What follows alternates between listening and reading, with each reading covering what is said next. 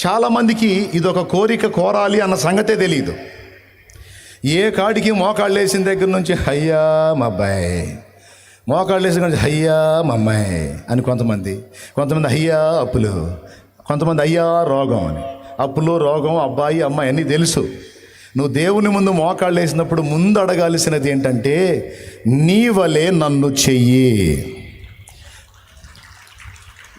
నీ స్వరూపంలోనికి, నీ స్వభావంలోనికి, నీ పోలికలోనికి నన్ను మార్చు.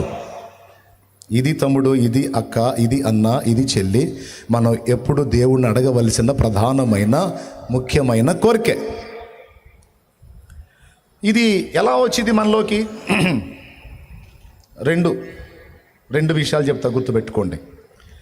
ఎలా వచ్చింది అంటే, ఒకటి, ఇలాంటి స్వభావాన్ని కలిగి ఉండాలన్న ఆశ ఉండాలి. ఏముండాలి? ఏ ఆశ ఉండాలి? ఆయన లాంటి వ్యక్తిత్వం నేను పొందుకోవాలన్న ఆశ ఉండాలి, ఒకటి. రెండవది, ఆశ ఏం చేసిద్దంటే దేవుణ్ణి అడిగేటట్టు చేసిద్ది. అప్పులు తీరాలని ఎంతమందికి ఆశ ఉంది? చేతులు ఎత్తండి. అప్పులు ఉన్న వాళ్ళందరూ చేతులు ఎత్తండి. అట్లా కదిలించండి అప్పులు ఉన్న వాళ్ళందరూ. ఇంకెవరికండి లేనిది? అందరూ చేతులు ఎత్తారుగా. అప్పులు ఉన్నాయి. పాపం, ఏం బాధపడవాకండి, నేను కూడా చేసేలే నేను కూడా చేసేలే. మంది కూడా లక్షల్లో ఉందిలే. దేవునికి స్తోత్రం. ఎంత చెట్టుకి అంత గాలని, ఎంత ఒడికి అంత అప్పు. స్తోత్రం. నిజంగా నేను కూడా ఇవ్వాల్సింది ఉన్నాయండి అప్పులు. ఊరకన్నా నీకు అప్పు లేనిది అనవాకండి, ఉన్నాయి. మరి ఏం చేద్దాం, నేను కూడా తీసుకున్నా. అయితే దేవుడు ఇస్తాడులే, నాకేం టెన్షన్ లేదు. నేనేం జుట్టు పీక్కోను, గందరగోళంగాను, నేను కూడు మానుకొని దిగులు వేసుకొని పోను. పిలిచినవాడు నమ్మదగిన దేవుడు, నా కోసం ఏ అద్భుతమైనా చేస్తాడు. ఆయన తలుచుకుంటే ఎంతసేపు అట్లంటే అయిపోయి దేవుంది అవన్నీ తీసేస్తాడు. కానీ దేవుని ముందు మోకాళ్ళు ఉన్నప్పుడు మనం కోరవలసినటువంటి ముఖ్యమైన కోరికే జీవితాంతం మర్చిపోవద్దు.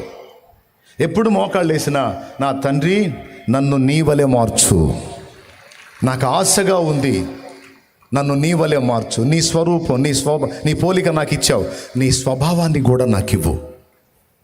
నీ బుద్ధి నాకు రావాలయ్యా. ఈ స్వభావం అంటూ నీకు చేత కాకపోతే, కొంతమందికి పాపం చదువు లేని వాళ్ళకి అన్నీ ఏదో అడగమని చెప్పాడు అబ్బాయి, అదేంది ఎందుకు చెప్పాడు అబ్బాయి ఏదో అంటుంటారు. అందుకని నీకు అర్థమయ్యేటట్టు చెబుతా.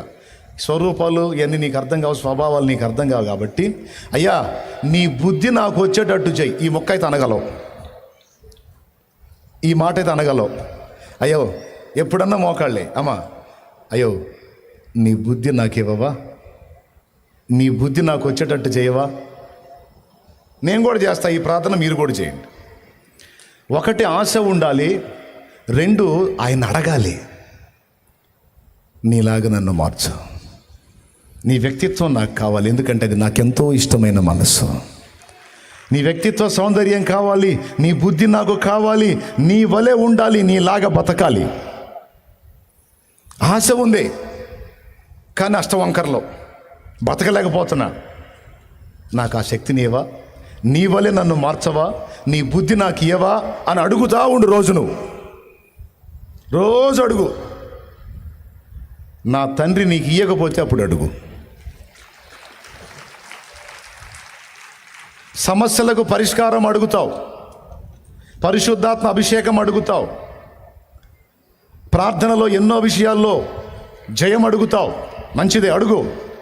వాటన్నిటితో పాటు, అన్నిటికంటే ముందు, దేవా నీ బుద్ధిని నాకు ప్రసాదించు, నీ బుద్ధిని నాకు దయచేయి, నీ స్వభావాన్ని నాకు దయచేయమని నువ్వు అడుగు. మనం ఏదైనా సరే దేవునిని ఆశించి అడగకపోతే దేవుడు స్పందించడండి. ఆశ ఉండాలి, అడగాలి. ఏదైనా సరే అలా దేవుణ్ణి అడుగుటయే ప్రార్థన అంటే. వెళ్ళి ఆయన దగ్గర కూర్చొని ప్రతిరోజు కొంత సమయం నీ సమస్యలు ఎన్నో చెప్పుకోవాలని ఉంటుంది దేవునికి చెప్పుకో. కానీ వాటన్నిటికంటే ముందు దేవా నీ బుద్ధిని నాకు ప్రసాదించు అని అడుగు. ఈ రోజు నుంచి నువ్వు అడుగు. ఇది ఒక బలమైన మాట అండి. ఈ ఒక్క మాటతో ఇంటికి పోవచ్చు నువ్వు. ఇక అయినా ఒక మాట చెప్తా.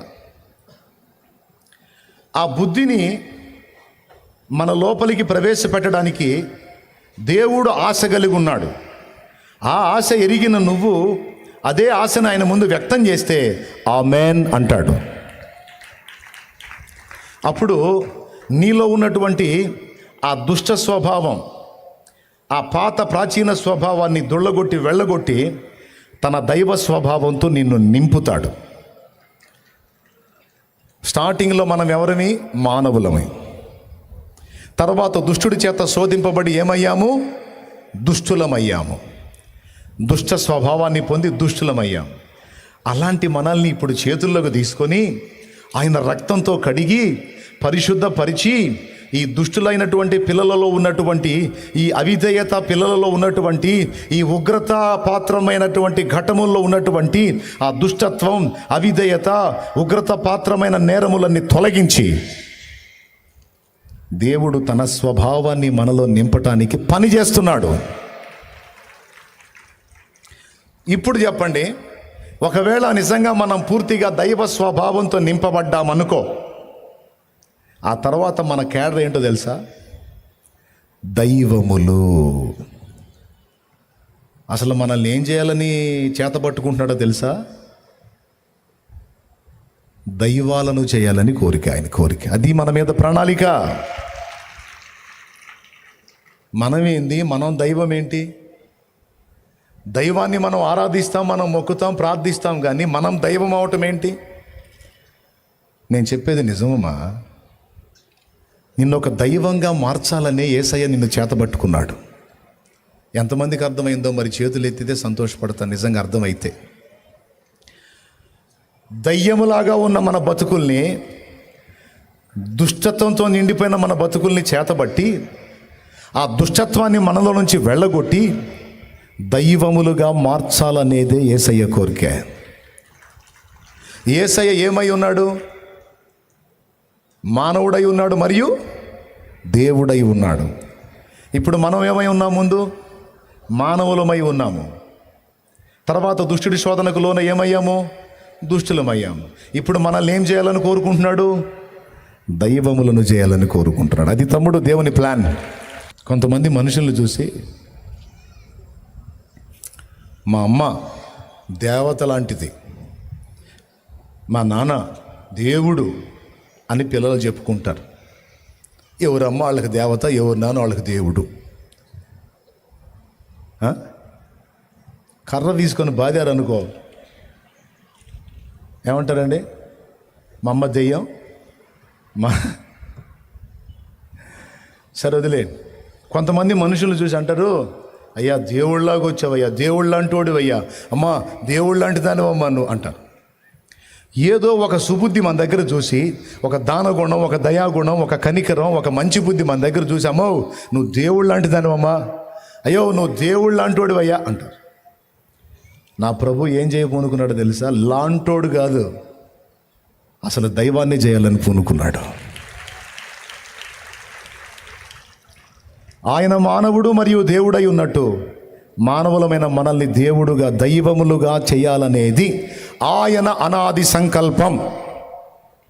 82వ కీర్తన 6వ వచనం, తొందరగా చూడు. మీరు దైవములనియు మీరందరూ సర్వోన్నతుని కుమారులనియు నేనే సెలవిచ్చి ఉన్నాను. చాలు. ఆ మాట ఎప్పుడన్నా ఆలోచించారా? చదువు, మళ్ళీ చదువు అదే మాట. మీరు దైవములనియు, 82వ కీర్తన 6వ వచనం చదువుతున్నాడు. మీరు దైవములనియు మీరందరూ మనం దైవాలం ఏందండి? మీరందరూ సర్వోన్నతుని కుమారులు కుమార్తెలట. సర్వోన్నతుడు ఎవరు? పరలోక తండ్రి. ఆయనకి కొడుకులం కూతుళ్ళమట. ఎప్పుడయ్యామో? ఎప్పుడైతే మారు మనసు పొంది బాప్తిస్మం పొంది విశ్వాసం వ్యక్తపరిచామో అప్పుడే మన ఏ లిస్టులో రాశాడో తెలుసా? ఇదిగో ఫలానా మరియమ్మ, ఫలానా పేరు కలిగిన తల్లి, ఫలానామే నా కూతురు. ఫలానా అబ్బాయి నా కొడుకు అని ఏనాడైతే మారు మనసు పొంది బాప్తిస్మం పొంది జీవగ్రంథంలో పేరు సంపాదించుకున్నామో ఆ రోజే మన పేరు దేవుని కొడుకు, దేవుని కూతురు అని రాశాడు. ఏనాడైతే విశ్వాసాన్ని ప్రచురపరిచి రక్షణ పొందామో ఆనాడే మనల్ని దేవుని కుమారులుగా, కుమార్తెలుగా రాశాడు కదా. పేరులు రాయంగానే సరే, ఆయనకు పుట్టంగానే సరే ఏం రావద్దు? బుద్ధి. ఆ బుద్ధిని మనల్ని రూపుదిద్ది ఆయన బుద్ధి మనకు ప్రసాదించి ఆ వ్యక్తిత్వము, ఆ స్వభావం మనకు వచ్చేటట్టు చేసి మనల్ని కూడా దేవుడు తన పక్కన కూర్చోబెట్టుకోవాలని ఆశపడుతున్నాడండి.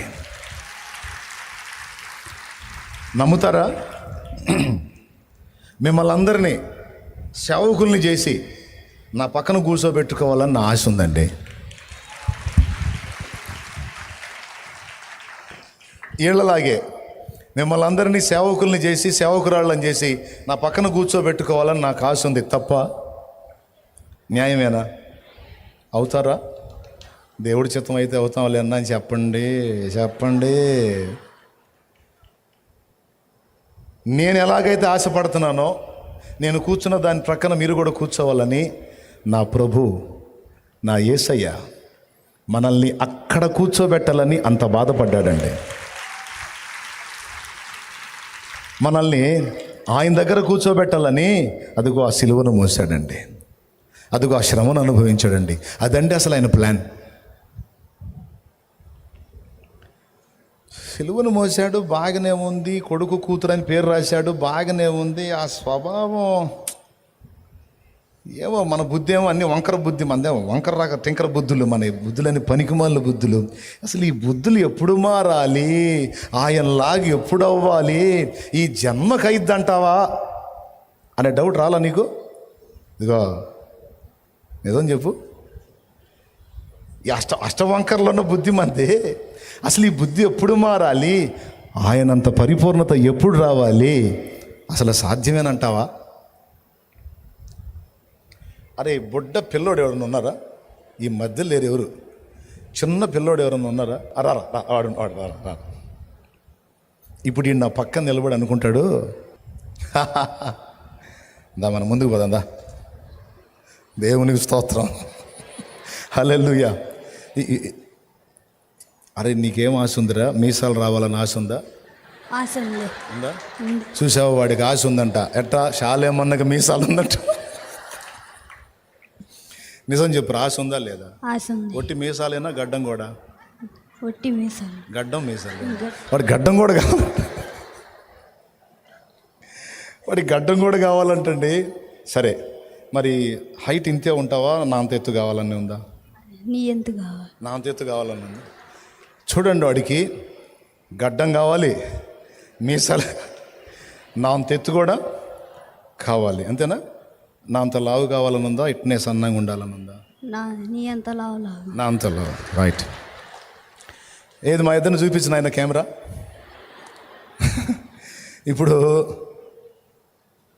ఇప్పుడు మీసాలు గడ్డాలు రావాలంటే ఏం చేయాలరా? ఏం చేయాలి? చదవాలా? చదివితే మీసాలు గడ్డాలు రావురా? వాడు అన్నాడు చదివితే వస్తాయని. దేవునికి మహిమ. నేను చెప్పనా ఎలా వస్తాయో? వీడికి దేవుడు నియమించినటువంటి వయస్సు ఒకటి ఉంది. వాడు డైలీ చేయాల్సిన పనులు చేసుకుంటూ వెళ్తే, వాడు డైలీ చేయాల్సింది ఏంటంటే రోజు కడుపు నిండా అన్నం తినాలి. ప్రతిరోజు విసర్జించాల్సినవి అర్థమయ్యే వాళ్ళకి అర్థమైద్ది. విసర్జించాల్సిన రోజు, నింపుకోవాల్సిన రోజు, ఈ రెండు వాడు జాగ్రత్తగా చూసుకుంటే చాలు. ఇక స్నానం చేసుకోవటం డైలీ. ఎరా రోజు నీళ్ళు పోసుకుంటావా? అన్నం తింటావా? పొద్దున్నే కార్యక్రమానికి వెళ్ళొస్తావా? రైట్. మూడు విషయాలు. ఏం అనుకోవద్దు ఇలా అంటున్నానని, మీకు అర్థం అవ్వాలని చెప్తున్నాను నేను. 3 ముఖ్యమైన సంగతులు. నంబర్ 1, వాడు డైలీ స్నానం చేసుకుంటాడు. నంబర్ 2, వాడు కాలకృత్యాలు తీర్చుకుంటాడు. నెంబర్ 3 వాడు ఆహారాన్ని తీసుకుంటాడు. ఈ 3 చేస్తాడు. ఇక ఖాళీ దొరికితే ఆట ఆడతాడు. ఆడి పని ఏదో ఆడు చేస్తాడు. అంతేగాని రోజు కూర్చొని ఆ మీసాలు రావాలి అని వాడు ఇక్కడ ఈ పెదవ మీద చేపెట్టి ఇలా అంటే వచ్చిందా? నో. దేవుడు వానికి సృష్టిలో ఎలా పెట్టేశాడంటే వానికి ఒక ఏజ్ వచ్చినప్పుడు వాని చర్మంలో మార్పు వచ్చేస్తుంది. చాలా స్మూత్గా ఉన్న ఈ చర్మం మందం వచ్చేస్తుంది. ఈ చర్మంలో నుంచే వెంట్రుకలు మొలకెత్తడం మొదలవుతాయి. దేవుడు ఏ షేప్ ఇచ్చాడో ఆ షేపు వాడికి తెలియకుండానే ఓపెన్ అయిపోద్ది. ఏ హైట్ వాడిని డిజైన్ చేశాడో ఆ హైట్ వాడికి తెలియకుండానే, వాడికి అర్థం కాకుండానే వాడు పెరిగిపోతా ఉంటాడు. అంతేనా? లేకపోతే వాళ్ళ అమ్మ చేత, అమ్మో కాళ్ళకి తాడు కట్టి లాగవే, నేను పొడుగవుతాను, శాలేమన్నంత పొడుగవుతానని ఏమన్నా లాగిస్తాడా? రోజు వాళ్ళ అమ్మ అని పడేసి కాళ్ళు పడి ఎప్పుడన్నా లాగిందా? లాగింది. ఎప్పుడు కాళ్ళు నెప్పుట్టినప్పుడు లాగి ఉంటుంది. పొడుగు పెరగాలని లాగలేదుగా. పొడుగు పెరగాలని లాగలేదని కాళ్ళు నెప్పుట్టినప్పుడు లాగిందంట. దేవునికి స్తోత్రం కలుగును గాక. అంటే గమనించాలి, ఒక ఏజ్ వచ్చినప్పుడు, బాగా వినండి, ఒక ఏజ్ వచ్చినప్పుడు, దేవుడు నియమించినటువంటి టైం వచ్చినప్పుడు వాడు ఆటోమేటిక్గా వాడికి తెలియకుండానే వాడి బాడీలో మార్పులు వచ్చేస్తాయి. వాడి శరీరం వెడల్పు అవుతుంది, ఎత్తు అవుతుంది, వాని ముఖంలో మార్పు వస్తుంది, వానికి మీసాల గడ్డలు వచ్చేసి వాడి ఆకృతి పరిపూర్ణతలోకి వస్తుంది. ఇది వాడికి తెలిసి వస్తుందా, తెలిసి తెలియకుండానే వచ్చేస్తుందా? అర్థం అయ్యి కాకుండానే జరిగిపోయిద్ది. That's all. అష్టవంకరలో ఉన్న నా బుద్ధి దేవుని బుద్ధిలాగా ఎప్పుడు మారిద్దన్న నా డౌట్ నీకు అక్కరలా. నువ్వు ఆశ కలిగి ఉంటే, ఈ చిన్నోడు శాలేమన్న నీలాగా నేను కావాలని ఆశ కలిగినట్టు నువ్వు దేవునిలాగా అవ్వాలన్న ఆశ నువ్వు కలిగి ఉంటే చాలు. అది దేవుని నువ్వు అడుగుతూ ఉంటే చాలు. ఆయన చెప్పిన 3 సంగతులు నువ్వు ఫాలో అయితే చాలు. ప్రతిరోజు దేవుని వాక్యాన్ని నువ్వు తినాలి. ప్రతిరోజు దేవుడు చేయొద్దన్న పనులని విసర్జించటాన్ని మొదలుపెట్టాలి. ఈ పని దేవుడికి నచ్చదు కదా, నేను ఈ చండాలపు మాటలు మాట్లాడితే నా తండ్రికి నచ్చదు కదా, మానేసేయాలి నేను అని చిన్న చిన్నగా కంట్రోల్ చేసుకోవటం మొదలు పెడతా ఉంటే దేవుడు నీకు తన శక్తిని జోడించి నీకు తెలియకుండానే ఆటోమేటిక్గా నీలో పెను మార్పులు వచ్చేటట్టు ఆయన చేస్తాడు. పెను మార్పులు వచ్చేటట్టు చేస్తాడు. మీలో అక్కడ కూర్చున్న వాళ్ళు చెప్పండి, మారు మనసు పొందకముందు, రక్షణ పొందకముందు నువ్వు ఎలా ఉన్నావు, ఇప్పుడు కూడా అలానే ఉన్నావా? కొన్ని మార్పులు వచ్చినాయా? కొన్ని మార్పులు వచ్చినాయి అన్నోళ్ళు చేతులు ఎత్తండి. అలా కదిలించండి, చేతులు గట్టిగా కదిలించండి. అబ్బా ఎంత బాగుందండి మీరు అట్లా చేతులు కదిలిస్తుంటే. దేవునికి మహిమ. ఆ మార్పులు ఎలా వచ్చినాయి? ఆటోమేటిక్గా చేంజ్ వచ్చేసింది. ఎవరు మార్చారు? నీకు తెలియకుండానే నీలో పనులు చేసేస్తున్నాడు ఆయన. నీకు తెలియకుండానే ఒక పసివాణ్ణి 6 అడుగుల దేహం వచ్చేటట్టు చేస్తున్న దేవుడే నీకు అర్థం కాకుండానే నీ బుద్ధిని మార్చేస్తాడు తమ్ముడా. నీకు అర్థం కాకుండానే నీ మనసు మారిపోయింది. నీకెందుకు ఆ పని ఆయన చేస్తాడుగా.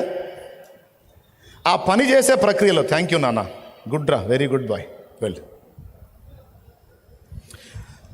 ఆ పని చేసే ప్రక్రియలోనే దేవుడు నీ పరిస్థితులన్నిటినీ వాడుకుంటాడు.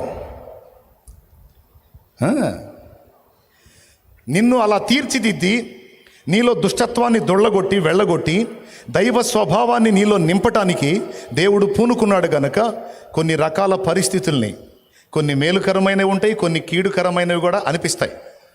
కానీ గుర్తుపెట్టుకో, దేవుని కుమారుడివి, కుమార్తెవైన నీకు కీడు అసలు లేనే లేదు. కీడు అన్నది లేదు. కీడులాగా కనపడే కొన్ని నీకు తెలియకుండా నీ మేలు కోసమే వచ్చినాయి. ఇది వాస్తవం. కీడులాగా కనపడే కొన్ని నీకు తెలియకుండా నీకు మేలుకే మారతాయి.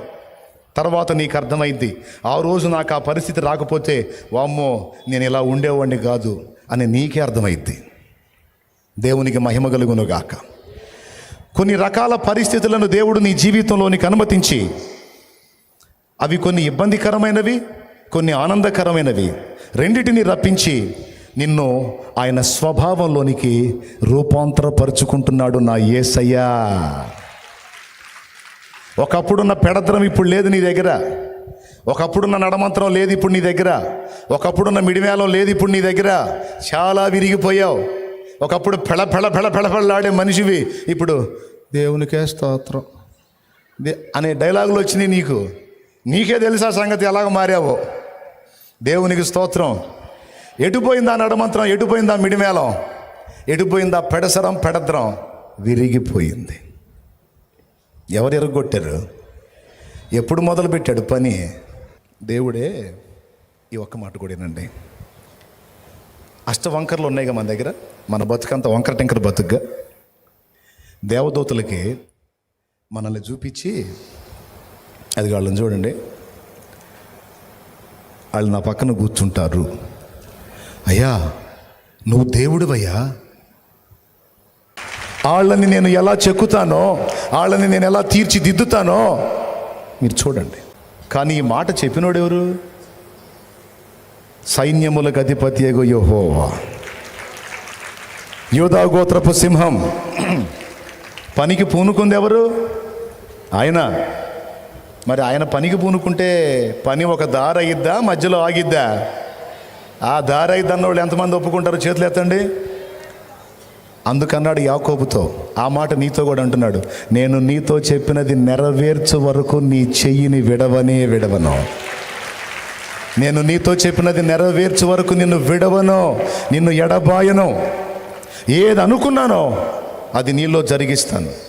రేపటి రోజున మనం ఆయన చేత రూపుదిద్దబడి రేపు ఆయన దగ్గరికి వెళ్ళి ఆయనతో కలిసి మనం తిరుగుతుంటే దేవదూతలు బిత్తరుపై చూస్తారు. దేవదూతలండి బిత్తరుపై చూస్తారు. నిజంగా నువ్వు సామాన్యుడివి కాదయ్యా, అమ్మో నువ్వు మామూలుడివి కాదు. ఈ పిచ్చోళ్ళని, ఈ వంకర టెంకరోళ్ళని ఎంత బాగా మార్చి నీ స్వభావాన్ని ఆళ్ళలో నింపేసి నీ పక్కన తిప్పుకుంటున్నావుగా, నీ పక్కన నిలబెట్టుకున్నావుగా. ఈ ఆధిక్యత మనకి డిసైడ్ చేశాడు, అందుకోసమే మనల్ని డిజైన్ చేస్తున్నాడు ఆయన. ఈ ఆధిక్యత మనకి డిసైడ్ చేశాడు, అందుకోసమే మనల్ని డిజైన్ చేస్తున్నాడు ఆయన. ఆ స్వభావాన్ని, ఆ బుద్ధిని, ఆయన వ్యక్తిత్వ సౌందర్యాన్ని నీలోకి నాలోకి రప్పించడానికి, నింపడానికే రకరకాల శ్రమల గుండా, రకరకాల పరిస్థితుల గుండా, నిందల గుండా, అవమానాల గుండా, లేమి గుండా, కఠినమైన ఇబ్బందుల గుండా నిన్ను ప్రయాణం చేపిస్తుంది, నడిపిస్తుంది. ఎందుకో తెలుసా? నిన్ను అలా ఆయన వలె మార్చడానికి. ఇప్పుడు చెప్పండి, దేవుడి చిత్తం వచ్చినట్టు నన్ను చేసుకోవచ్చు అంటావా? లేకపోతే కాదు నా ఇష్టం వచ్చినట్టు దేవుడు చేయాలంటావా? ఎంతమంది అప్పచెప్తారండి? తన చిత్తమే నాలో జరగాలి. మనసారా కోరుకుంటున్నారా? మరి ఒక్కోసారి ఎదురు దెబ్బలు తగిలినప్పుడు ఇలా ఎందుకు చేసావని ప్రశ్న ఎందుకు వేస్తున్నావు? ఇలా ఎందుకు చేసావని అడ్డ ప్రశ్నలు ఎందుకు అడుగుతున్నావు? అడగొద్దు.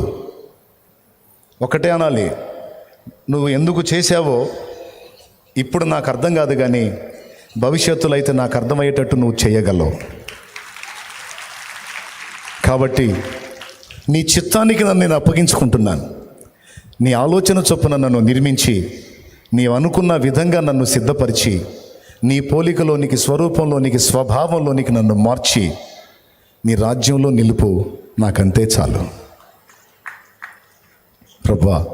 నీ బుద్ధి నాకు కావాలి, నీ పోలిక, స్వరూపం నీలాగా నేను ఉండాలి, నీతో ఉండాలి.